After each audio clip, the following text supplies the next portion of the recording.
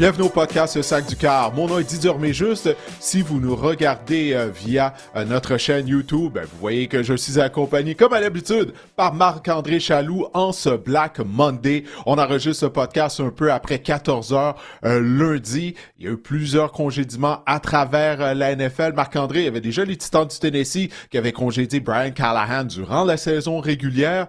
Mais là, on se retrouve avec 6 postes d'entraîneur-chef vacants. Et comme je le dis, on est en plein milieu de journée, mais déjà, il y a eu plusieurs congédiements à travers la NFL. Et on commence, Didier, notre tour d'horizon à Atlanta, alors qu'on a fait le grand ménage, comme on dit, à Atlanta. On a congédié le directeur général Terry Fontenot, l'entraîneur-chef Raheem Morris et également le président de l'équipe Rich McKay. Didier, alors, écoute, on n'a pas survécu là, à cette fin de saison où les Falcons ont remporté 4 matchs de suite. Non, et je pense que la décision d'Arthur Blank, elle était déjà prise au moment où l'équipe était 4-9. Oui, parce que qu'est-ce qu'on a appris, c'est que Matt Ryan est pressenti afin de devenir le nouveau président des opérations football des Falcons d'Atlanta, parce que ça devrait devenir officiel au cours des prochaines heures, des prochaines journées. Mais que lui, ça fait déjà des semaines qu'il est déjà à la recherche d'un nouvel entraîneur-chef, du moins de candidat pour le poste d'entraîneur-chef et de directeur général. Donc clairement, comme tu viens de le dire, la décision du propriétaire des Falcons, Arthur Blank, a été prise depuis longtemps. D'ailleurs, on n'a pas perdu de temps, à faire le congédier Raheem Morris. On a fait ça dimanche soir, là. Alors, à la conclusion de la rencontre des Falcons d'Atlanta, alors quelques heures plus tard, on a congédié Raheem Morris.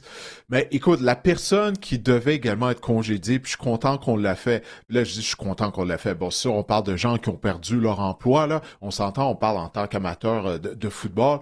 Mais le président Rich McKay, ça fait très longtemps qu'il est là. Puis lui, il travaille derrière les rideaux. On mentionne jamais son nom, mais c'est lui qui a le mot final depuis des années en termes d'opération football du côté des Falcons d'Atlanta. Alors, comme tu l'as dit, on a fait le grand ménage du côté des Falcons. Ça, c'était vraiment quelque chose qu'on avait grandement besoin de faire, je crois. Malgré le fait, comme tu l'as dit, qu'on a gagné nos 4 derniers matchs du côté des Falcons. Mais le propriétaire Arthur Blank, je pense que c'est vraiment des bonnes décisions. Marc-André, j'en avais parlé lors des dernières semaines. Terry Fontenot, il en était à sa 5e saison à titre de DG. OK? Et jamais les Falcons ont participé aux éliminatoires. Et après, les Jets de New York sont les Falcons qui ont la plus longue disette sans participation en éliminatoire de toute la NFL. Et tu ne pouvais pas congédier Fontenot, garder Morris, parce que là, tu aurais fait les choses à l'envers. Donc, tu aurais gardé un entraîneur-chef, embauché un DG, puis là, qu'est-ce qui serait arrivé? Si les Falcons n'auraient pas une bonne saison, on aurait congédié Morris après la saison 2026, possiblement. Alors là, le moment était arrivé, je crois vraiment, de repartir à neuf à Atlanta. C'est bien rare, Didier, dans la vie, qu'on laisse un directeur général embaucher un deuxième entraîneur-chef. C'est un peu ça qui est arrivé. Si on prend la décision de congédier Raheem Morris, il veut pas, Terry Fontenot devient un peu imputable de ses décisions. C'est sûr qu'on va le critiquer sur ses choix au repêchage, mais j'ai trouvé par contre qu'enfin on avait trouvé de bons joueurs en défense là, lors du dernier repêchage du côté des Falcons. C'est un peu dommage parce que Raheem Morris, c'est un cerveau en défense là, qu'on avait comme entraîneur-chef. On a pensé à James Pierce. On rit bien là, du fait qu'on a donné un shot de première ronde aux Rams pour aller chercher James Pierce, entre autres, mais il connaissait une bonne saison. Là. Je pense qu'on contient quelque chose en défense. 10 sacs et demi, Marc-André. 10 sacs et demi pour James Pierce. Il a terminé au premier rang des joueurs recrues dans la NFL en termes de sacs du quart. Exactement. Donc, je pense que ça va être Atlanta, ça va être une destination prisée là, de la part de plusieurs candidats au cours des prochaines semaines. Mais écoute, j'avais une petite stats pour toi. Sous Terry Fontenot, depuis la retraite ou le départ, depuis qu'on a échangé plutôt Matt Ryan en 2021, il y a eu 5 quarts arrière. Marcus Mariota, Desmond Ridder, Taylor Haneke, Kirk Cousins et Michael Penix. En fait, c'est un peu ça le constat d'échec dans le cas de Fontenot. Il fallait trouver un successeur à Matt Ryan. Il y a eu 5 ans pour le faire, puis il ne l'a pas trouvé, malheureusement. N'oublie pas qu'il a gaspillé l'argent d'Arthur Blank en donnant un contrat d'une valeur de 90 millions à Matt Ryan pour quelques semaines plus tard, repêcher Michael Penix. Ça faisait aucun sens. D'ailleurs, sur X aujourd'hui, j'ai revu la vidéo de Fontenot la journée du repêchage quand il expliquait à Arthur Blank sa décision. Mais ça faisait aucun sens. Puis souviens-toi, on en avait parlé, toi et moi, lorsqu'on avait fait notre résumé de ce repêchage-là, comment ça faisait aucun sens de débourser autant d'argent pour amener Kirk Cousins à Atlanta, puis là, immédiatement repêcher en carrière dans le top 10. Donc c'est ça, mais les Falcons sont une équipe qui a énormément peut-être pas énormément, qui a beaucoup de talent. Tu sais, on mise sur Bijan Robinson, qui est possiblement le meilleur porteur de ballon de toute la NFL. Drake London a connu une forte saison. Tu sais, c'est une énigme, les Falcons. Parce que quand tu les regardes position par position, on est supposé avoir une équipe qui est en mesure de participer aux éliminatoires, mais encore une fois, on a une longue disette. Puis pour en venir à Michael Penix, il n'était pas encadré par les entraîneurs du côté de l'organisation des Falcons d'Atlanta. Tu sais, lui-même, il a dit lorsqu'il a parlé aux médias il y a quelques semaines de ça, tu sais, il contactait toujours son entraîneur de l'école secondaire pour avoir des conseils. Tu sais, il n'y avait personne au sein du groupe d'entraîneurs des Falcons qui le conseillait, qui l'encadrait.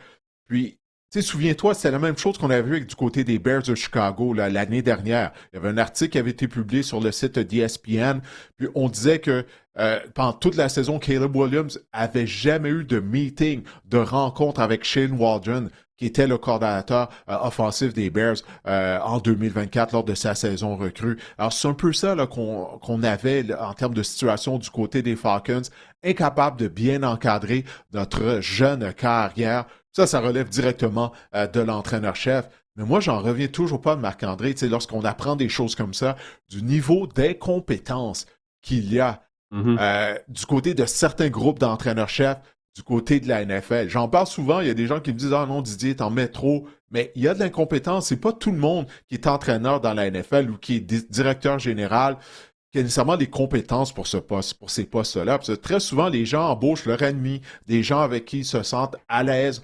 confortables, mais ça ne veut pas dire que ces gens-là sont qualifiés pour l'emploi. Puis c'est ce qu'on voit d'une certaine façon à Atlanta. Parce que Ryan Morris, la deuxième fois qu'il était entraîneur-chef, il aurait dû savoir qu'il devait embaucher quelqu'un au sein de son groupe d'entraîneurs qui est qualifié, qui est compétent pour développer les carrières. Il ne l'a pas fait. Alors ça, j'imagine que ça doit être une des raisons de son congédiement. Ryan Morris fiche de 17-31 à la barre des Buccaneers plus tôt dans sa carrière. Il a une fiche de 16-18, donc sous 500 également. Je pense que ça tombe dans la catégorie d'un gars qui est un excellent coordinateur défensif, mais peut-être pas un bon entraîneur-chef. Ouais, il y en a plusieurs comme ça, à tous les ans, on en voit. Là. Donc, en tout cas, c'est dommage pour lui. J'imagine qu'il va refaire surface éventuellement comme coordinateur défensif. Tu viens de le dire, ça, il a prouvé qu'il est plus que compétent en tant que coordinateur défensif. Je lisais ce matin qu'il risque d'avoir d'autres entrevues pour des jobs d'entraîneur-chef déjà, qu'il y aurait des clubs intéressés à Ryan Morris. Ça reste à voir. On va s'en aller du côté de Cleveland. Ben, bonne chance à ces équipes-là. Ouais, on va s'en aller du côté de Cleveland, Didier. C'est surprenant de voir qu'on a congédié Kevin Stefanski. Il était à sa 6e saison à la barre de l'équipe. Il a gagné 2 fois le titre d'entraîneur-chef de l'année dans la NFL déjà. Mais on a gardé le DG Andrew Berry. Ça, c'est peut-être un petit peu surprenant. Là. On n'a pas fait le ménage complet du côté des Browns. Ben, c'est ça, les Browns vont demeurer les Browns, Marc-André. Pour Kevin Stefanski, son nom déjà est mentionné dans des rumeurs comme quoi qu'il pourrait être le candidat numéro 1 des Giants de New York. J'ai oublié quelle autre équipe, je crois que c'est au niveau des Titans du Tennessee. Donc lui, malgré tout ce qui s'est passé à Cleveland, bon, tu viens de parler de son CV, ben, il conserve quand même une bonne réputation parce que je peux pas imaginer que ça doit être facile d'être entraîneur-chef des Browns.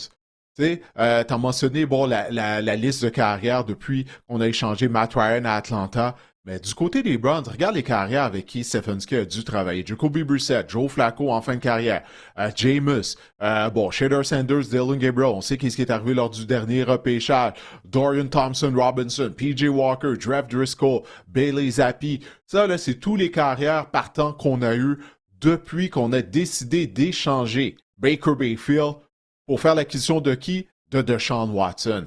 Et de tout ce qui a été rapporté depuis qu'on a amené Deshaun Watson à Cleveland, Kevin Stefanski, lui, voulait rien savoir de compter sur Deshaun Watson au sein de son équipe. Je suis d'accord avec lui. Okay? Avec les problèmes avec la justice que Watson a eu, je peux pas croire que du côté des Browns, on a cru que c'était une bonne idée d'en faire le visage de la concession. Mais ça relève directement de Jimmy Haslam, le propriétaire des Browns de Cleveland. Lui, il tenait absolument à miser sur Deshaun Watson.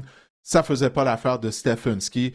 Alors, j'espère pour Kevin Stefanski, justement, qu'il va pouvoir trouver un emploi d'entraîneur-chef, puis qu'il va connaître du succès, puis d'une certaine façon donner un droit d'honneur aux Browns de Cleveland, parce que je peux pas me sentir mal pour les Browns. Ils ont choisi d'amener Deshaun Watson, là, ils ont toujours pas de carrière. Le mariage semble excellent sur papier. T'en parlais avec les Giants, il y a des rumeurs qui l'envoient là. Un cerveau offensif avec une jeune équipe, un jeune carrière, avec des jeunes joueurs offensifs, ça pourrait faire des flamèches. J'ai trouvé que le propriétaire Jimmy Haslam a été très intéressant, s'est adressé aux médias dans les dernières heures, puis j'ai relevé quelques points qu'il a parlé. Notamment, il a donné un vote de confiance au coordinateur défensif Jim Schwartz en disant qu'il va tout faire pour garder Jim Schwartz. Il pourrait même être interviewé pour le poste d'entraîneur-chef de l'équipe. Il y a aussi Jimmy Haslam mentionné les raisons pourquoi on a gardé Andrew Berry comme directeur général, notamment la dernière cuvée là, qu'on a repêchée lors du dernier repêchage, qui était une bonne cuvée, une très bonne cuvée, selon lui. Également, le fait d'avoir descendu du 2e au 5e rang pour avoir regarni un peu la banque de choix en vue des prochains repêchages et de celui qui s'en vient notamment, c'est une bonne chose aussi. Bref, également la signature de Malik Collins, qui avait 6,5 sacs en 12 matchs avant de se blesser. Donc, Jimmy Haslam, j'ai trouvé quand même intéressant dans ses propos à ce niveau-là. J'ai bien hâte de voir si maintenant, il dit que ça va être un gros travail, là, qu'on a 120 jours pour trouver, pour dénicher un entraîneur-chef. J'ai bien hâte de voir la direction là, que les Browns vont prendre dans les prochaines semaines. C'est vrai que ça a été bonne cuvée au repêchage du côté des Browns. On en a parlé, toi et moi, au cours de la saison régulière. Schwarzenegger, le secondaire de ligne, Judkins également. Qui d'autre? J'en oublie. Ça a vraiment été une bonne... Fanning, l'ailier rapproché. Donc oui, c'est vrai que ça a été une bonne cuvée. Encore une fois, toutefois, on n'a pas été capable de trouver un carré. On va voir qu'est-ce qui va avec Shedeur, avec son développement. Mais pourquoi il laisse pas Andrew Berry faire son travail? Pourquoi il laisse Ouais. pas Andrew Berry dire qu'il tient à tout prix à garder Jim Schwartz, le coordinateur de la défense?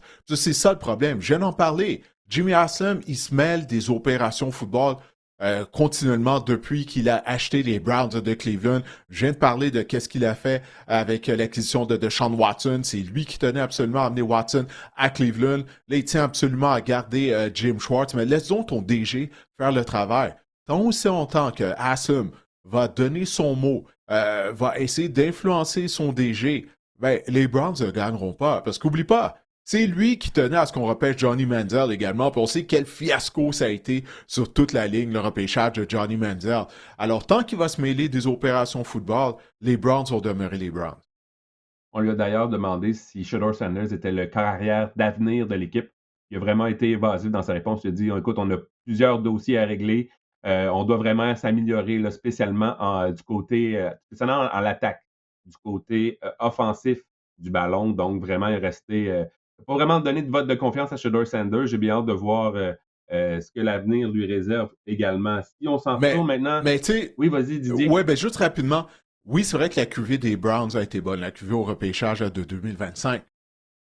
Mais je te dirais, on n'a pas repêché par contre aux bonnes positions. On a rien fait au niveau de la ligne à l'attaque en termes de receveurs de passe.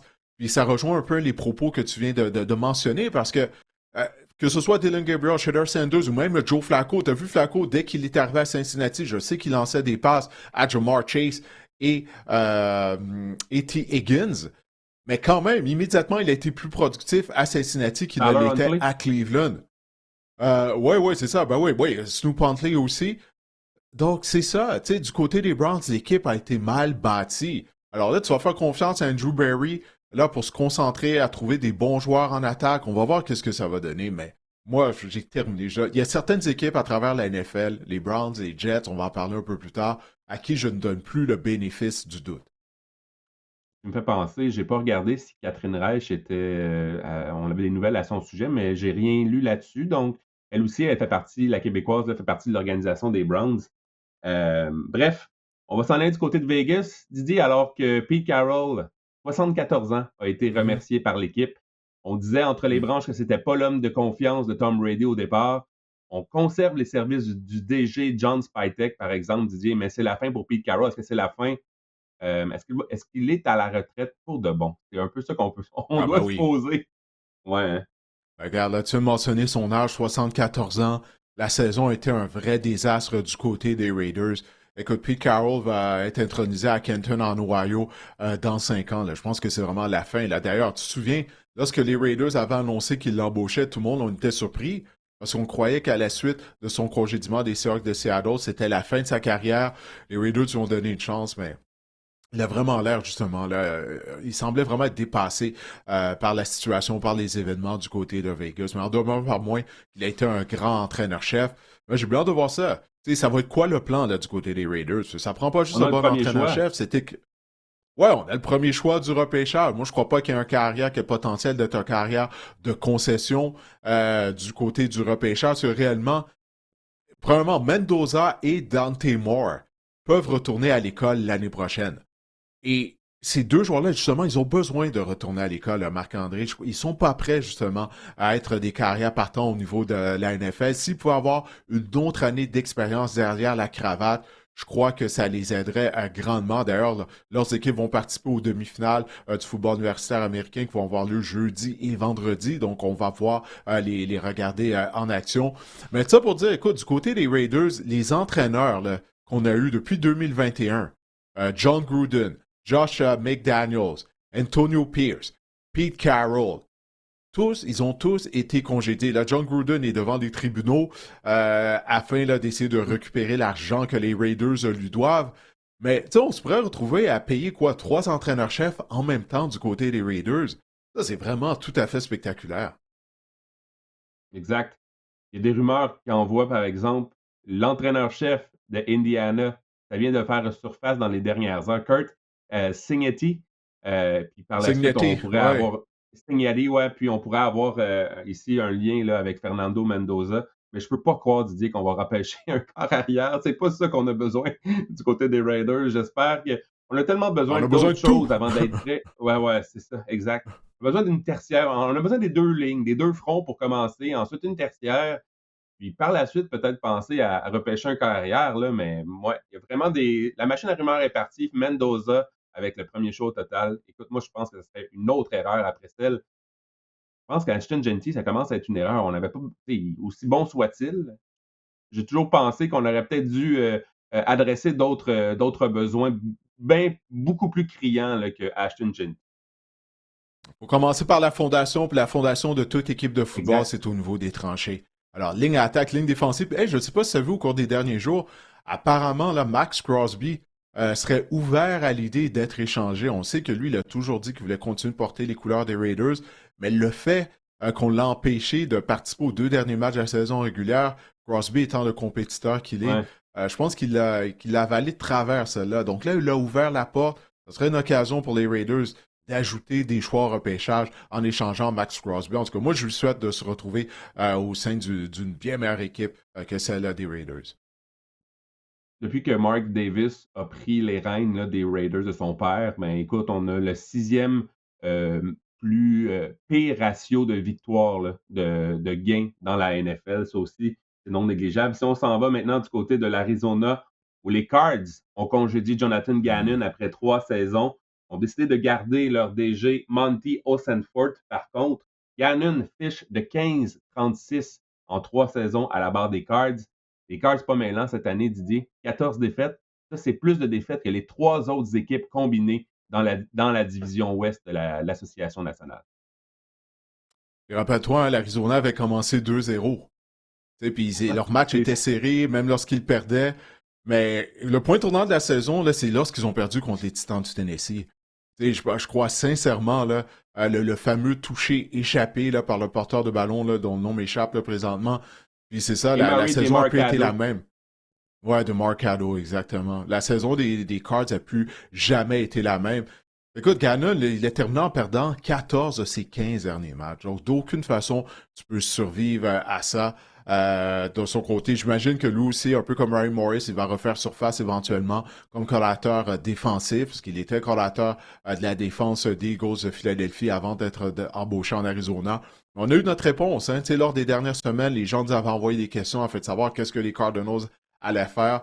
Ben finalement, c'est ça. Ça ne peut plus continuer comme ça du côté de l'Arizona avec 14 défaites lors de leurs 15 derniers matchs. Puis là, il va y avoir une autre situation là, qu'on va devoir suivre durant la saison morte en Arizona. Marc-André, qu'est-ce qu'on va faire avec Kyler Murray? Parce que Murray, il a un montant d'argent de 36,8 millions de dollars garantis en 2026 et à la mi-mars, donc au nouvel an de la NFL. On sait que la saison commence vraiment à la mi-mars du côté de la NFL pour les contrats et tout, avec la période des joueurs autonomes, le nouvel an. Mais il pourra avoir un boni de 19,5 millions de dollars, Marc-André, en plus. En fait, excuse-moi, c'est son salaire de base pour la saison 2027 deviendrait garanti. Bref, il y a beaucoup d'argent qui pourrait être envoyé du côté de Kyler Murray au cours du mois de mars. Alors, on va devoir prendre une décision au sein de l'organisation des Cardinals de l'Arizona, mais je pense qu'on va assister à un divorce entre Kyler Murray et les Cards. Ben, écoute, moi, je pense que c'est ça qui a mené à la perte de Jonathan Gannon. C'est la gestion de Kyler Murray, spécialement cette saison.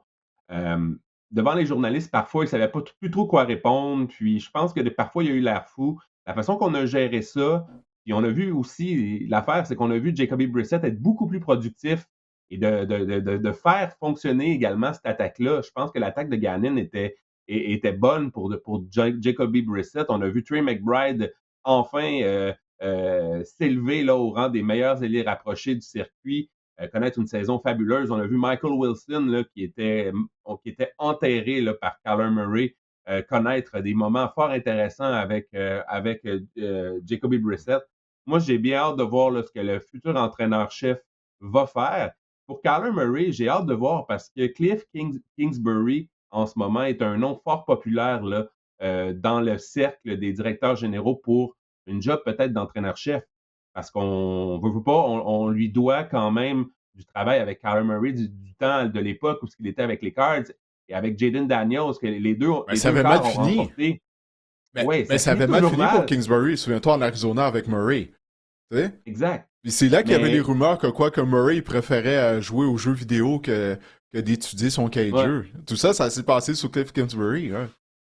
Ah, c'est sûr, mais les gens disent que c'est quand même un coordinateur offensif qui est bon pour développer des corps.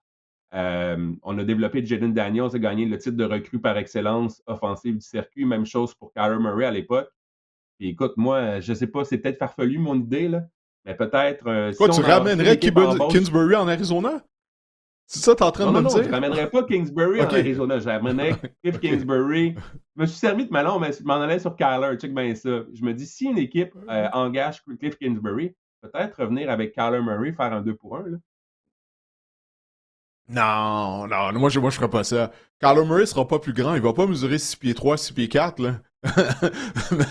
À sa prochaine destination. Parce que, veut pas, c'est un problème.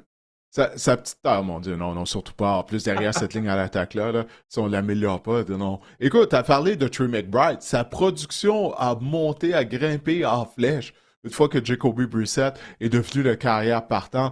Michael Wilson a connu toute une saison sans Kyler Murray. Pour Jonathan Gannon, pour en revenir à lui, la défense était mauvaise. Puis, comme je l'ai dit, c'est un ancien coordinateur en défense. Lorsque tu es un entraîneur-chef, et que l'unité qui est supposée être ta spécialité en arrache et que l'équipe est mauvaise, tu peux pas survivre à ça. T'sais, parce que si au moins l'unité défensive était bonne, Marc-André, tu dirais, ben regarde, écoute, son background n'est pas en attaque, on peut trouver, on peut changer de carrière, embaucher peut-être un nouveau coordonnateur à l'attaque, un nouvel entraîneur des carrières. Mais je pense vraiment le fait que la défense des Cardinals était aussi mauvaise qu'elle l'a été, en particulier cette année, ça fait en sorte que Gannon, ben finalement, il n'avait aucune possibilité. Il n'y avait aucun chemin pour lui pour sauver son emploi. Écoute, son pourcentage de victoire, 294. OK? Durant, là, c'est quoi? C'est 3 saisons à la barre des Cardinals. Donc, ça, des 207 entraîneurs-chefs dans l'histoire de la NFL qui ont été entraîneurs-chefs en poste pendant au moins 50 matchs, sais-tu, ça le classe où sur les 207? Ça le classe au 200e rang. Alors, à un moment donné, on ne pouvait pas le défendre, là, comme j'en ai parlé, d'avoir perdu 14 de ses 15 derniers matchs. je peux comprendre pourquoi on a décidé de tourner la page en Arizona. On avait fait quand même un bon repêchage. On avait fait l'acquisition de Will Johnson puis de Walter Nolan. Ça avait été quand même deux excellents choix. Je pense que ça va prendre plus que ça pour les Cards. Là. Ils ont une apparition Et Nolan seulement en s'est blessé en éliminatoire. plus, hein? Il était blessé à plusieurs reprises, je pense, au cours de la saison. Déchiré le tendon d'Achille. Ouais, puis là, sa dernière blessure, c'est une déchirée au tendon d'Achille. Alors, peut-être qu'il sera même pas là pour le début de la saison 2026 en plus. Hein. Je voulais conclure en disant qu'une apparition seulement en 10 ans en éliminatoire pour les Cards. Puis écoute, on va avoir le 3e choix au prochain repêchage. J'ai bien hâte de voir ce qu'on va faire du côté de l'Arizona. Si on regarde maintenant des équipes qu'on n'a pas eu de nouvelles encore, je rafraîchis mes pages là, pendant que tu parles. Ouais, moi aussi. Notamment les Jets de New York. La dernière rumeur qu'on a entendue, en tout cas que j'ai lue de la part des Jets, c'est qu'on aimerait donner une 2e chance à Aaron Glenn, imagine-toi donc. Imagine-toi donc. J'ai de la misère à me l'imaginer. Parce que les Jets, là, ils en ont eu là, des mauvaises saisons dans l'histoire de la concession. Hein? Mais c'est possiblement la pire saison dans l'histoire des Jets auquel on vient d'assister, Marc-André. Il y a tellement de statistiques qui reflètent à quel point on a été mauvais. Je ne sais pas par où commencer. Premièrement, on a écrit une page d'histoire. Aucune interception durant la saison, Marc-André. Ah oui. Aucune. Comment est-ce possible? Aucune interception. À un moment donné, il doit bien avoir un ballon qui dévie en quelque part, qui atterrit dans la main d'un des joueurs des Jets en défense. Même pas. Mais peut-être encore pire que ça, au total, on a provoqué seulement 4 virements. Qu'est-ce que je viens de te dire à propos de Jonathan Gannon? Son background est en défense et son unité défensive était mauvaise. Ben là, l'unité défensive d'Aaron Glenn, qui est lui-même un ancien coordinateur en défense, a été une des pires dans toute l'histoire de la NFL.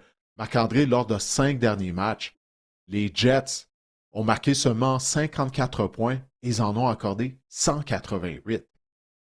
T'sais, cette défense qu'au début de la saison avait du talent. Oui, tu vas me dire, on a échangé Sauce Garner, on a échangé Quinnen Williams, mais quand même, ça a été leur décision. Mais Aaron Glenn, la façon dont il était incapable de gérer les matchs, même ses commentaires au podium, après les rencontres, après certains des entraînements, je m'excuse, cette équipe-là a complètement régressé avec Aaron Glenn à la barre de l'équipe. Moi, je peux pas croire qu'on va le ramener. Parce que, sérieusement, toutes les statistiques montrent qu'il est un des pires entraîneurs-chefs qu'on a vus lors des 25 dernières années. Comme si un réputé pâtissier italien rate les cannolis. C'est un peu ça, Aaron Glenn. J'aborde dans le même sens que toi. Ça marche pas. Ça marche pas. Lorsqu'un entraîneur qu'on dit défensif n'est pas capable de faire que la défense est aussi mauvaise, je pense pas qu'on peut s'en sortir, mais la raison pour laquelle on pense peut-être lui donner une autre chance en ce moment, c'est qu'on aimerait lui donner un quart arrière là, pour voir ce qu'il peut faire. Mais écoute, on a tenté l'expérience Justin Fields. Je pense sincèrement que ça va tirer à sa fin. Vas-y. Non, mais j'ai dit carrière. Mais la défense, c'est ça, carrière, il ne jouera pas demi-coin, il ne va pas jouer ailier défensif. Tu sais, il y a ça aussi. Là. Non, sérieusement, Aaron Glenn, moi, j'avais aimé cette embauche-là, mais écoute, il y a absolument rien de positif que tu peux retirer de la saison des Jets. Hey, Garrett Wilson n'a pas joué depuis la mi-octobre, puis il a terminé comme meneur au chapitre des verges par réception du côté des Jets. Pense à ça 2 secondes. C'est vraiment pitoyable. Ça n'a pas de sens. On va voir. Écoute, des fois, plus tard durant la semaine, excuse-moi, mais plus tard durant la semaine, des fois, il y a tout le temps des surprises, même 2 semaines après Black Monday. Finalement, on réfléchit du côté des organisations, puis on se dit, bon, sais-tu quoi? Il faut changer d'entraîneur-chef. Alors peut-être, qui sait, peut-être qu'il y aura des congédiements surprises au cours des prochains jours. Mais. Du côté des Giants, maintenant, surprise, Joe Shane demeure en poste avec l'équipe. Ça fiche 4-13 cette saison, d'accord? Mais 22-55-1 en 4 saisons à la barre de l'équipe. Une seule participation, en fait, un seul match éliminatoire. Une participation, 2 matchs éliminatoires. Fiche de 1-1, pardon. Et si tu compares sa fiche à son prédécesseur, Dave Gettleman, qui était tellement critiqué à New York, je ne sais pas si tu t'en souviens, c'est lui qui avait d'ailleurs repêché Daniel Jones, ben Gettleman a été congédié après avoir présenté un dossier de 19-46. Alors, c'est très similaire, mais ce qu'il faut dire, c'est qu'il y a une situation qui est particulière là, du côté de l'organisation des Giants de New York. Le propriétaire John Mara, présentement, il doit avoir des traitements. Il combat un cancer. Puis après la rencontre, les Giants ont gagné leur dernier match de la saison régulière. Mike Kafka, l'entraîneur-chef par intérim, a remis le ballon de match à John Mara. J'ai vu la vidéo, puis Marc-André, ça m'a laissé bouche bée. Tu sais, Mara a subi ses traitements de cancer, puis il est méconnaissable physiquement en raison de ses traitements. Alors, regarde, je ne sais pas si dans ta famille, tu as déjà eu des gens qui ont été atteints du cancer. Je suis certain qu'il y a des gens qui nous regardent ou qui nous écoutent. Ça a été le cas. C'est vraiment, vraiment pas facile, là. Alors, pour lui, il est en train de se battre pour sa vie. D'aller d'un changement majeur de DG, c'est certainement pas dans ses priorités, puis je peux comprendre pourquoi, là. Alors, il y a ça aussi à considérer dans la décision de garder Joe Shane en poste. Puis on n'a pas fait un mauvais repêchage, le dernier, là, notamment en repêchant Jackson Dart, Cam Scalebo, entre autres. Puis écoute, sous son aile, sous sa tutelle, Malik Neighbors, on peut l'ajouter à ça. Donc, on a quand même fait Abdul un bon Carter. repêchage du côté. Mm. Exactement, Abdul Carter également. Des deux côtés du ballon, je pense que ça a été efficace. Taron Tracy aussi, porteur de ballon l'année dernière, qui rend de précieux services. On a frappé quand même de bons coups, selon moi. Là. On a frappé des simples ou des doubles, là, côté offensif du ballon. Mais par contre, j'ai hâte de voir la suite. Là, comme tu dis, les Giants, on dit tout à l'heure, on parle de Stefanski, ça pourrait être une bonne option pour l'équipe. Si on regarde maintenant du côté des Bengals, Didier, tout le monde demeure en place du côté des Bengals. Zach Taylor, le DG également. On va encore mettre ça sur le fait que Joe Burrow a raté des matchs. J'imagine que c'est ça la raison, Didier? On aurait eu une meilleure fiche si Joe Burrow avait été là? Ouais, c'est sûrement qu'est-ce qu'on se dit là, du côté de l'organisation des Bengals. Mais je veux juste dire quelque chose, je veux juste être clair. Moi, je crois que Joe Shane aurait dû être congédié. Là. Je veux juste être clair. Mais je comprends la situation au sein de l'organisation des Giants avec John Mara qui combat un cancer présentement. Mais ouais, pour en revenir aux Bengals de Cincinnati, c'est sûrement qu'est-ce qu'on se doit dire. Ben, pas juste ça, mais du côté des Bengals, c'est l'organisation la plus cheap de la NFL, Marc-André. Aussi, là. Tu sais, les Bengals, la famille Brown, elle n'aime pas devoir avoir payé deux entraîneurs-chefs en même temps. Tu sais, donc ça, quand tu es entraîneur-chef du côté des Bengals, tu sais qu'ils vont être patients avec toi à cause de ça, là, uniquement. Mais du côté, ouais, c'est ça. Donc, Cincinnati, oh, ça, on va sûrement se servir de ça comme excuse pour se dire, ben écoute, si Joe Burrow avait été en santé, la saison aurait mieux été. Alors, non seulement Zach Taylor de retour, mais Duke Tobin aussi, là, tu sais, qui est le DG de l'équipe. Lui, ça fait longtemps qu'il est là, là. C'est un membre de l'organisation depuis 1999. Puis on continue là d'aller dans le même chemin du côté de Cincinnati. Regarde, Zach Taylor, il obtient une autre chance. La priorité, autant du côté de Taylor que de Tobin, ça va être d'améliorer la défense. Je pense que c'est pas compliqué là, du côté des Bengals. Il me semble que c'est aussi simple que ça. Puis essayer d'améliorer notre ligne à l'attaque aussi, si on va avoir une chance de participer aux éliminatoires de la saison prochaine. Moi, j'aurais passé un autre appel, mais les Bengals sont les Bengals. Alors, je suis pas surpris que Zach Taylor demeure en poste. Du côté des Dolphins, on n'a pas de nouvelles, mais je crois que Mike McDaniels va garder son emploi. Par contre, il va falloir se trouver un nouveau DG. Si on le savait déjà, Chris Greer, on l'avait congédié un peu plus tôt dans la saison. Mais écoute, qu'est-ce que tu entends du côté des Dolphins? Est-ce qu'on va changer? On va procéder à un changement d'entraîneur aussi? Moi, je ferais le grand ménage à Miami également. Tu sais, parce que regarde, les Dolphins, présentement, tu viens de dire, on n'a pas de DG. On n'a pas de carrière de concession, là. Toi, lui aussi, on va devoir suivre un peu comme Kyler Murray, suivre qu'est-ce qu'on va faire avec lui, mais il semble que toi, on est prêt avec en raison de son contrat, parce que potentiellement, il pourrait compter pour 127 millions de dollars sous la masse salariale si on le libère là, à long terme. Alors, et ça, c'est jumelé, je veux dire, ce montant-là avec Tyreek Hill aussi. Donc, il va y avoir des décisions à prendre en termes de personnel. Mais donc, tu n'as aucune victoire en éliminatoire de la part de Mike McDaniels depuis qu'il est à la barre de l'équipe. Là, on n'a même pas participé aux éliminatoires cette année. Moi, je ferais le ménage à Miami, mais on en avait parlé lors des dernières semaines. Il semble que le propriétaire des Dolphins, il aime énormément McDaniel. Alors, on va essayer de lui trouver un autre DG, de le jumeler avec lui. Mais plus souvent qu'autrement, ça ne fonctionne pas. Ça. On en a parlé tout à l'heure. Là. Quand tu congédies le DG, tu gardes l'entraîneur-chef, là, tu vas d'un mariage arrangé avec un autre DG. 1 an ou 2 ans plus tard, on finit là, par faire le ménage. C'est ce qu'on devrait faire au moment où on se parle du côté de Miami, mais il semble qu'on va retarder ça. Alors, on verra. Peut-être que je me trompe, mais moi, je pense pas que les Dolphins vont être mieux l'année prochaine qu'ils l'ont été cette saison. Il y a une nouvelle qui est sortie récemment comme quoi Troy Aikman et Dan Marino là, vont faire partie du processus, veulent aider l'équipe à trouver Oh, un nouveau DG. C'est comme la mode, là, les corps arrière, là, Matt Ryan, Troy Aikman, ouais. Tom Brady. C'est comme rendu, les corps arrière, là, ils ont la science infuse. Non, puis comment ça va? Comment ça va pour ces équipes-là? Comment ça va pour les Raiders? Comment ça va pour les Dolphins? Dan Marino fait déjà partie de l'organisation. Il a déjà un titre de conseiller au sein de l'organisation. Là, tu vas emmener Troy Aikman. Pourquoi? Puis, rien contre Troy Aikman. J'adore Troy Aikman. Mais qu'est-ce que Troy Aikman... Tu sais, c'est une chose d'être un carrière étoile. Mais ça fait pas de toi un bon DG ou un bon président d'équipe, là. Tu sais, fait que ça va faire quoi? T'as déjà Dan Marino au sein de l'organisation. Là, tu vas emmener Troy Aikman. Je pense qu'ils font ça juste pour... comme quoi que ça apparaît bien, puis donne l'impression qu'ils travaillent fort afin d'améliorer l'équipe à Miami. Mais réellement, là, c'est Troy Aikman qui va trouver, là, qui va solutionner les Dolphins de Miami, qui, je le rappelle, n'ont pas gagné un match éliminatoire depuis le 30 décembre 2000. C'est ça qui va faire la différence. Arrêtons ça. Là. En tout cas, c'est la mode, comme tu viens de le dire, du côté des équipes de la NFL. J'attends de voir une équipe qui va avoir du succès parce que, justement, elle embauche un ancien carrière étoile. Les Cowboys de Dallas, pas de nouvelles de ce côté-là. Je trouve que Marty Schottenheimer... Marty Schottenheimer... Marty, c'est son papa.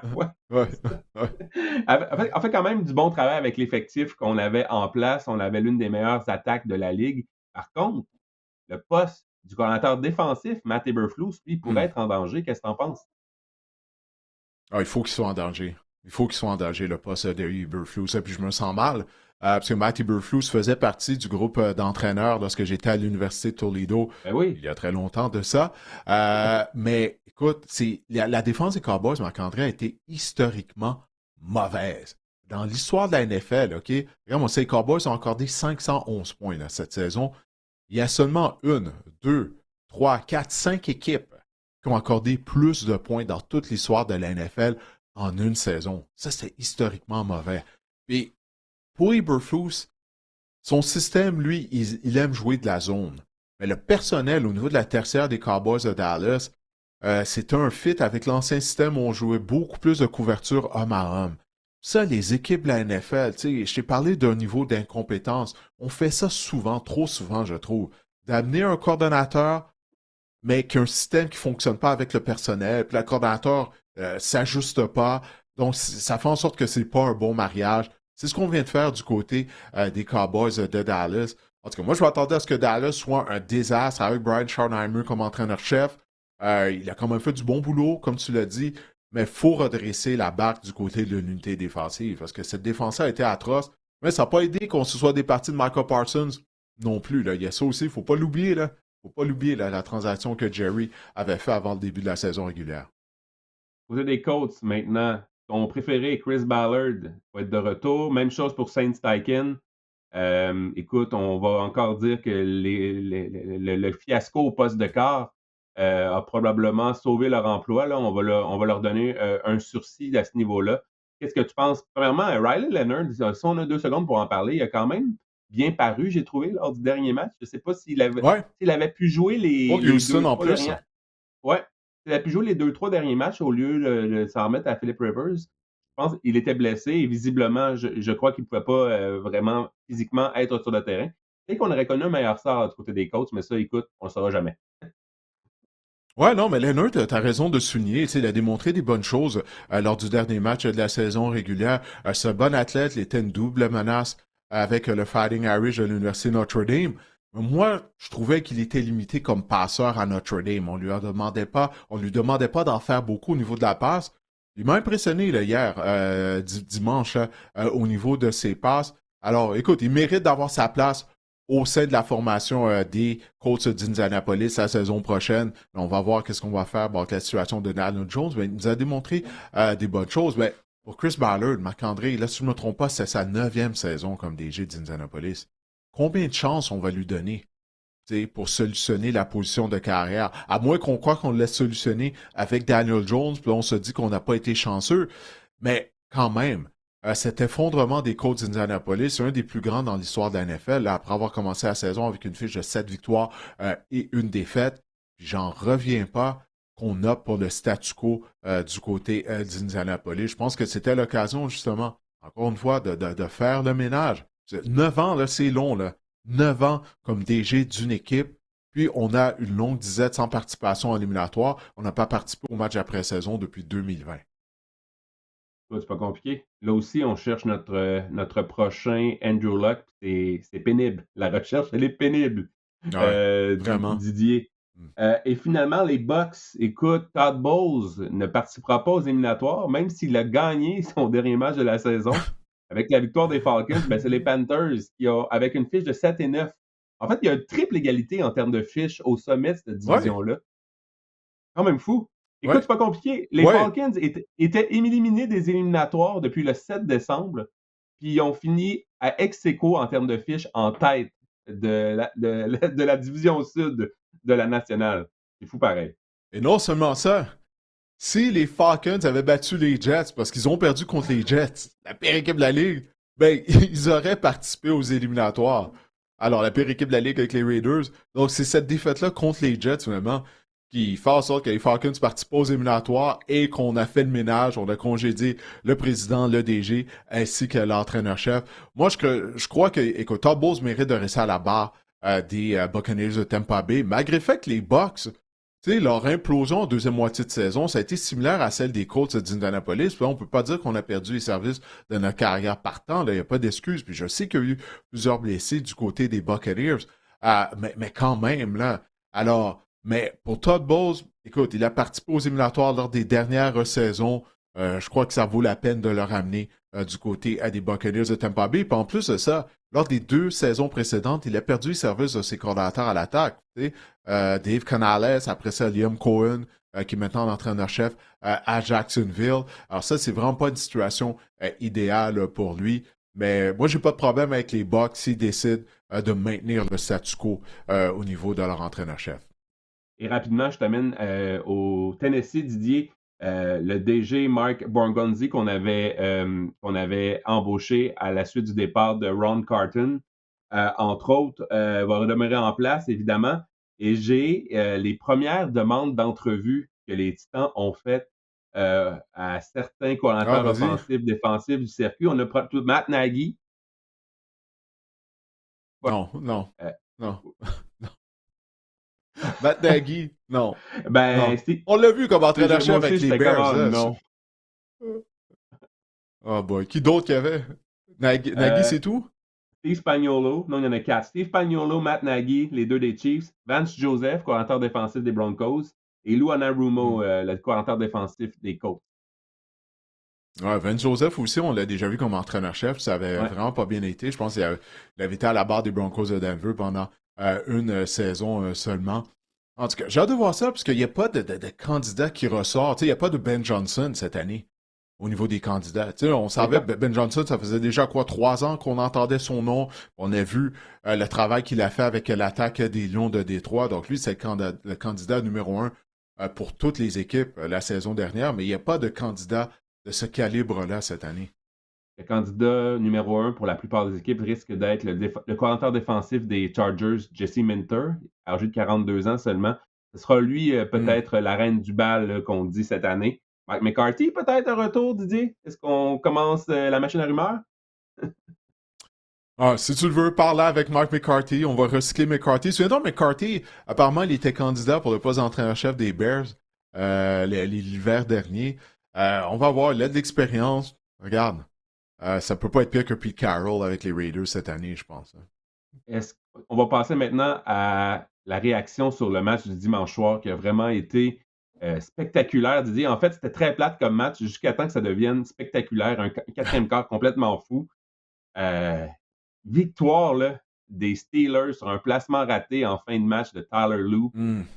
Écoute, tes réactions de ce match-là, c'était complètement fou, cette fin de match-là. Quand j'ai vu que Chris Boswell a raté la transformation d'un point, je me Oui, suis dit, mon Dieu, le ils vont aller converti. gagner le match. La passe à Likely en 4e et 7, puis le placement raté, bref, ça a été une fin dramatique, Didier. Qu'as-tu pensé vraiment de la performance des Ravens et celle des Steelers dimanche? Ouf, par où commencer, hein? Parce que c'était Ah ouais. fou. Tu sais, tu l'as dit, tu as bien résumé tout ce qui s'est passé au quatrième quart. Je vais commencer par l'équipe perdante, les Ravens de Baltimore. Parce que là, on vient de faire un résumé du Black Monday, de tous les entraîneurs qui ont été congédiés. Est-ce que John Harbaugh va rester en poste? On verra au cours des prochains jours. Mais on s'est encore une fois écroulé lors d'un match important du côté des Ravens. Tu sais, c'est l'histoire qui se répète, là. Parce que à chaque fois, il y a des bévues qui arrivent de la part des joueurs. Tu sais, souviens-toi du match de championnat de l'association américaine il y a quelques années à Baltimore contre les Chiefs de Kansas City, Zay Flowers qui avait échappé le ballon près de la zone des buts. La passe échappée de Mark Andrews l'hiver dernier en éliminatoire à Buffalo contre les Bills. Là, cette année, c'est Tyler Loop, le botteur de précision qui a flanché sur 44 verges. Mais en plus de ça, Marc-André, il y a des questions au niveau du coaching. Puis ça reflète sur John Harbaugh. En particulier, la fin, justement, là, de cette possession-là, avant que Loop rate son botté de précision, on avait des temps d'arrêt du côté de Baltimore. La distance du botté était 44 verges. Mais on avait le temps, avec nos temps d'arrêt, d'essayer d'avancer le ballon. Tu sais, au lieu d'avoir un botté de 44 verges, pourquoi pas 39 verges? Tu sais, ça peut faire la différence, ça. Là, on s'est assis là-dessus. C'est comme ça, on s'est dit, on est satisfait. On est assez profondément dans le territoire des Steelers. On va mettre toute la pression sur notre batteur. Et on sait qu'on peut jamais faire confiance au batteur lors de situations de pression comme Loop a fait face. Deuxième point, au niveau du coaching, Derrick Henry. Oui, Encore voilà. une fois, deuxième demi, 5 courses, 14 verges. Alors qu'on lui a remis le ballon 15 fois, il a gagné 112 verges en première demi. C'est la même gaffe qu'on avait fait en termes de coaching il y a quelques semaines contre les Patriots de Nouvelle-Angleterre. La semaine suivante, on a remis le ballon à Henry 36 fois. Il a gagné plus de 200 verges, inscrit 4 touchés. Je me disais, bah, ça y est, la leçon est apprise. Non, non. On répète les mêmes erreurs au niveau des entraîneurs des Ravens de Baltimore. Puis ça dure depuis plusieurs saisons. Puis le dernier point que je veux faire là-dessus, Marc-André, avant de te céder la parole, Zach Orr, le coordinateur de la défense, si Harbaugh est de retour, je pense qu'il doit congédier Zach Orr. Parce que là, tu as permis à Aaron Rodgers, sans receveur de passe, là, de te battre. Rodgers a fait ce qu'il avait à faire au quatrième quart, 11 en 14, 133 verges, une passe de toucher. Mais en décochant des passes en direction de Calvin Austin, on n'a pas de receveur de passe. DK Metcalf n'était pas là, puis tu t'es fait traverser comme ça. Non, pour moi, c'est la goutte qui fait déborder le vase dans le cadre de Zach Orr, le créateur de la défense de Baltimore. Aussi impressionnant le CV de John Harbaugh est avec les Ravens. On parle ici d'une fiche de 180-113. On parle de 6 titres de section, 4 finales d'association, une victoire au Hmm. Super Bowl. Écoute, ça fait 26 fois que les Ravens, sous sa tutelle, perdent d'une avance de 10 points au plus au cours d'un match, donc depuis 2008. C'est le plus haut total dans la NFL. Et évidemment, tu as tout dit sur Derrick Henry, j'en rajouterai pas. Puis des fois, là, je me dis juste que je suis un fan à la maison, que je comprends pas pourquoi. Il y a quelque chose qui doit manquer à ma compréhension du jeu pour qu'on n'utilise pas Derrick Henry. 112 verges en première demi, 14 en deuxième demi. Là, 3 semaines, à l'heure de la semaine numéro 16, là, lorsqu'on n'avait pas utilisé Derrick Henry, qui faisait partie de la rotation en fin de match, on avait l'avance de 24-17. On avait encore l'avance là, à la mi-temps, 10-3. Je ne peux pas croire, Mhm. on paye Derrick Henry des millions pour ce genre de situation-là, puis on ne le fait pas. Puis à un moment donné, tu as parlé de Zach Orr, mais moi, je pense que Todd Monken a une responsabilité. Je pense que John Harbaugh est imputable également de ces actions-là. Ça doit être un grand coach, John Harbaugh, mais écoute, on a des sérieuses questions à se poser là, du côté des Ravens. Ah, je suis entièrement d'accord avec toi. Toi, qu'est-ce que tu ferais? Est-ce que tu ramèneras Harbaugh? Grosse Écoute, c'est une question, hein? bonne. Ouais, écoute. Je sais pas. Écoute, moi, je me contente de lire un peu et de voir les rumeurs qu'on. 26 avances perdues de 10 points au moins, c'est beaucoup. C'est beaucoup. C'est énorme, c'est Peut-être énorme, qu'un changement c'est d'air, un énorme. changement de voix, je ne sais pas ce que je ferais, Didier, mais je congédierais en tout de moins Todd Monken qui semble oublier Derrick Henry. Je congédierais peut-être les deux coordinateurs en premier, puis je laisserais une autre chance à John Harbaugh. Je pense que c'est ça que je ferais. Toi? Le pire dans le cas de Monken, c'est que c'est un bon coordonnateur. Tu sais, Lamar a connu ses meilleures saisons, si je me trompe pas, depuis que Monken dirige l'attaque des Ravens de Baltimore. Mais je ne sais pas pourquoi il oublie de remettre le ballon à Derrick Henry. Pourtant, c'est la raison pour laquelle on a amené Henry à Baltimore. Tu sais, Derrick Henry a eu 32 ans dimanche, là. Il vient de connaître une autre saison. Probablement, c'est miraculeux ce qu'il accomplit depuis l'âge de 30 ans à la position de porteur de ballon. Puis on vient de gaspiller 2 brillantes saisons de Derrick Henry. Là, l'année prochaine, est-ce qu'il va être aussi performant? J'en doute, l'histoire est contre lui, malgré le fait qu'il est une force de la nature. Ben, pour répondre à ta question, je pense qu'on a besoin d'un changement à Baltimore. Parce qu'à un moment donné, tu sais, ça fait longtemps que John Harbaugh est là. Après Mark Tomlin, c'est lui qui a le plus d'ancienneté avec la même équipe, si je ne me trompe pas. Mais justement, à un moment donné, le message, il ne passe plus après un certain temps. Alors moi, j'ai l'impression que c'est ce qui se passe du côté des Ravens, parce qu'on perd tout le temps de la même façon. Tu sais? Donc, moi, j'opterais pour un changement à Baltimore. Puis pour une fois, on ne peut pas dire que Lamar ne s'est pas présenté lors d'un match important. Lui, il a fait ce qu'il avait à faire en passant. Là. Il revenait d'une blessure. Il a bien joué. Tu as parlé de la passe à Likely. Lamar a fait ce qu'il avait à faire. Mais c'est ça. Encore une fois, les Ravens qui s'écroulent lors d'un match important. Et du côté des Steelers maintenant, c'est drôle à quel point durant ce match-là, je le regardais, puis en prévision de faire le podcast avec toi, j'ai passé vraiment par toute la gamme des émotions. À la fin de la première demi, lorsqu'on a été incapable de convertir, on est allé en 4e essai à la porte des buts, puis on a été incapable de marquer avec un jeu à Kenneth Gainwell pour mettre fin à la demi. Je me suis dit, qu'est-ce que les gens y trouvent à Arthur Smith? Je veux dire, on a, honnêtement, depuis qu'il a quitté les Titans, il a fait sa marque sur le dos de Derrick Henry, qui a connu des forts matchs avec les Titans, qu'on lui remettait le ballon 25-30 fois par match. Je veux dire, au moins, il n'oubliait pas de remettre le ballon à Derrick Henry au 4e quart. On va lui donner ça. On va lui donner ça à Arthur Smith. Il y a bien des défauts, mais lui, il comprenait, j'ai le meilleur porteur de ballon de la NFL, un des meilleurs de l'histoire, je vais lui donner le ballon. Et après ça, son passage avec les Falcons, ça a été généralement un fiasco. Là, je trouve que l'attaque, je sais qu'il manquait d'DK Metcalf, mais l'attaque des Steelers, veut pas, là. Pas facile par moment. Là. On a un vétéran corps, un corps vieillissant. On est incapable. L'attaque piétine plus souvent qu'autrement dans le match. C'était pas d'une interception à un moment opportun dans le match, là, tard en deuxième demi. Je pense que, écoute, j'ai trouvé. Puis, je voulais vraiment parler de ça aussi. Là, la fameuse faufilade du corps, là, sans que Aaron Rodgers qui est reculé derrière, les mains dans les poches. Ouais. Didier qui regarde ses sujets. Ses sujets.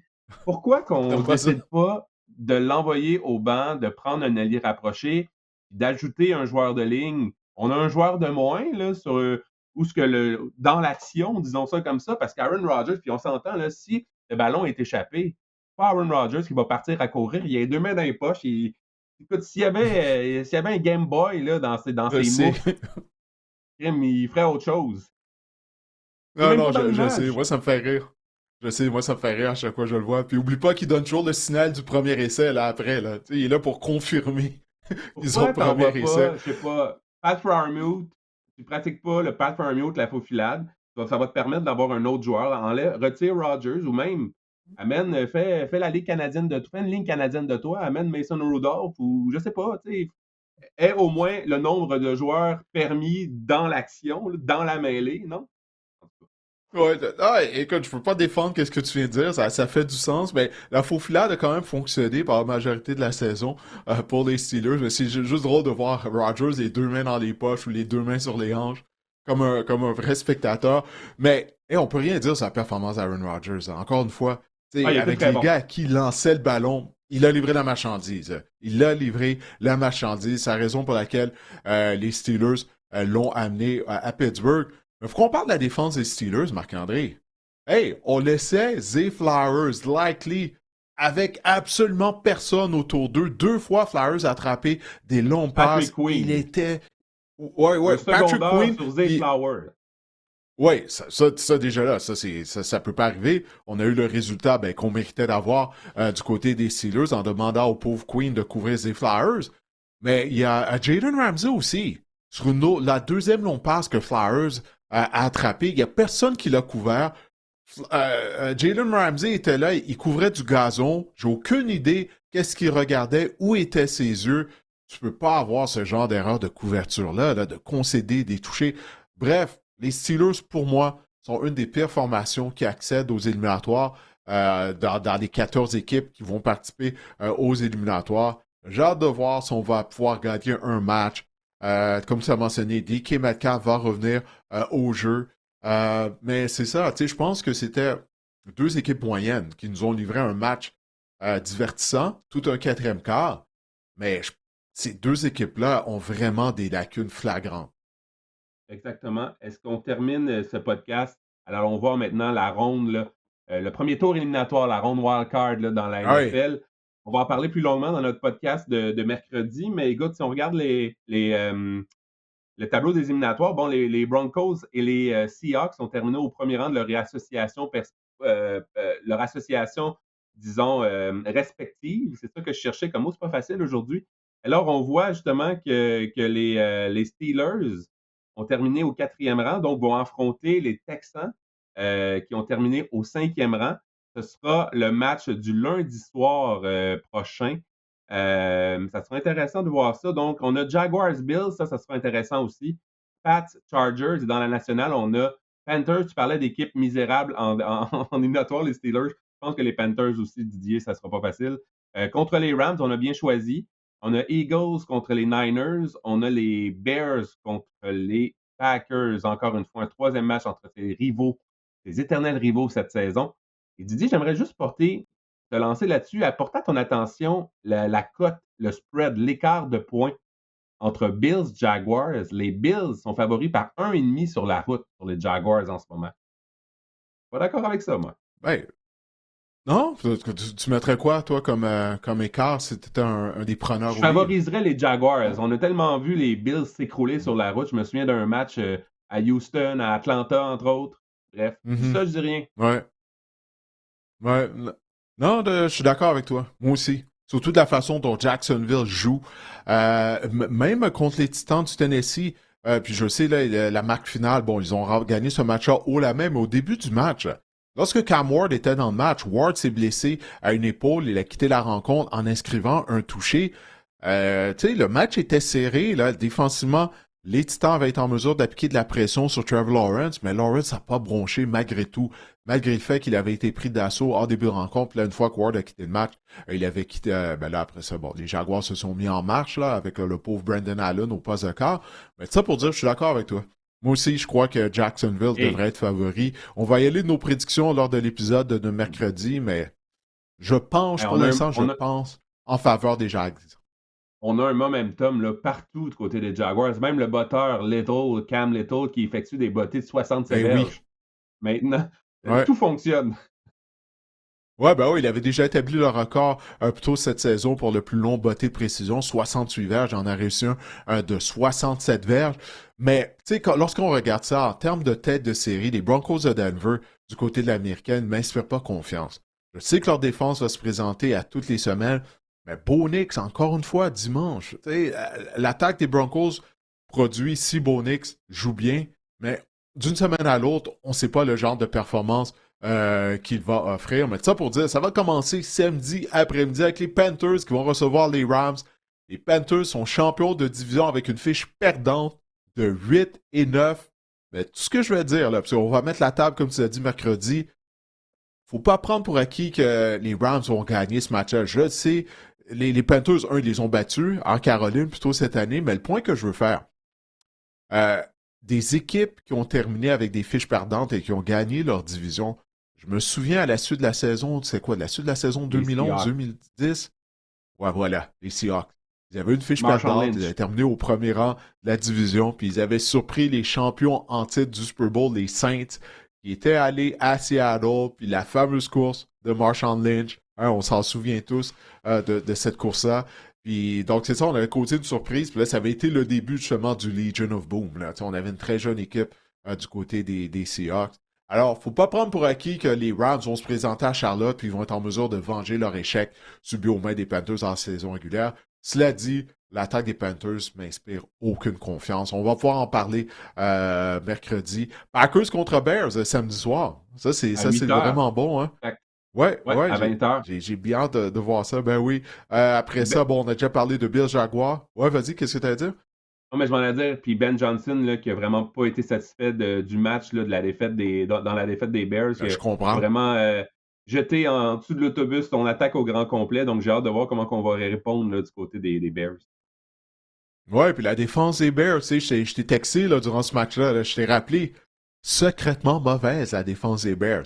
Tu sais, si on provoque pas de revirement, on peut se faire traverser. Tu sais, on l'a vu contre les 49ers de San Francisco lors de la semaine précédente. On en arrache contre la course. Je vais juste mentionner ça, on va garder ça en tête. Et dimanche, bon, ça va commencer. Ouais, on a parlé avec l'affrontement Bills-Jaguars. Après ça, à 16h30, les 49ers vont rendre visite à ton club, les Eagles de Philadelphie. Souviens-toi, il y a quelques années, il y a quoi, 3 ans, les deux équipes s'étaient affrontées en finale d'association. Malheureusement, Brock Purdy s'est blessé dès le début de la rencontre. Mais là, ça va être une occasion pour les Niners de se venger contre ton club, les Eagles. Exact. J'aurais aimé ça que les Eagles, on batte les Commanders. Je pensais même qu'avec Tanner McKee, ça allait être quand même chose faite. J'ai toujours trouvé que Tanner McKee connaissait les bons moments là, lors des matchs préparatoires et lorsqu'on faisait appel à ses Ouais, services il en a cours toujours de bien saison. paru. Ouais, Mais là, ça a ouais. été un peu plus difficile, étonnamment. Ça a été son moins bon match, à mon avis, dans l'uniforme des Eagles. Puis écoute, à cause de ça, on se retrouve troisième. J'aurais bien aimé voir les Eagles affronter les Packers. Je pense, écoute, qui choisit prend pire qu'on dit, mais je pense que les Packers, c'est une moins bonne formation actuellement en raison des blessures en défense, notamment Micah Parsons, que celle des Niners, qui n'ont pas une grosse défense non plus, qui sont vraiment amochés, mais quand même, là, qui, selon moi, ont une Tu meilleure dis, hein? attaque, une attaque plus explosive. Ouais, définitivement. J'ai bien hâte de voir ça. Puis là, ça va se terminer pour la journée de dimanche à Foxborough. Les Patriots qui vont recevoir les Chargers de Los Angeles. On a donné congé à Justin Herbert pour la dernière rencontre de la saison régulière. Alors, il va être frais et dispo pour affronter l'unité défensive de Mike Vrabel. Toute une confrontation. Justin Herbert contre Drake May, hein? Un des favoris pour remporter le titre de joueur par excellence.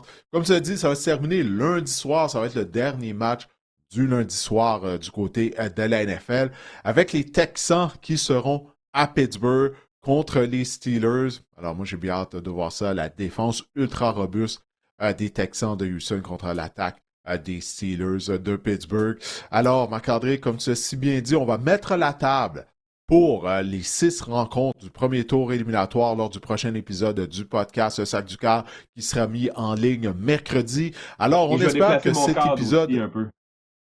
Ouais, c'est ça, qu'on puisse voir ta belle photo de Saquon. Hey, laisse-moi rafraîchir ma page afin de voir est-ce qu'il y a eu un autre congédiement. Ah, non. Il semble que non. Ah, toi, Tango Vaola qui a dit que d'avoir un nouveau départ en 2026 serait une bonne chose. Donc, on parle de nouveau départ potentiellement avec une nouvelle équipe pour toi, mais des Dolphins vont devoir absorber son salaire, même si on l'échange à une autre équipe.